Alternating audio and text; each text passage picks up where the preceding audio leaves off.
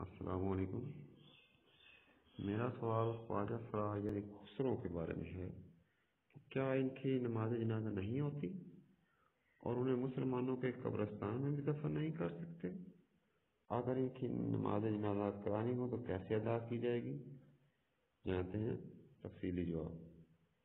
تو خواجہ سرا اگر مسلمان ہو تو اس کی نماز جنازہ بھی ادا کی جائے گی، اس طرح مسلمانوں کے قبرستان میں دفن کیا جائے گا، اور ہوتا بھی اسی طرح ہے۔ خواجہ سرا اگر بڑی عمر کا ہو تو پھر تو آسانی سے معلوم ہو جاتا ہے کہ نماز جنازہ کس طرح پڑھی جائے۔ وہ تو جس طرح بالغ مسلمان کی نماز جنازہ پڑھتے ہیں اسی طرح ادا کریں گے، لیکن جب چھوٹی عمر کا ہو تو پھر دیکھا جائے گا مذکر کی طرح ہے تو مذکر والی دعا پڑھیں گے، اور اگر مؤنث کی طرح ہے تو لڑکی والی دعا پڑھیں گے۔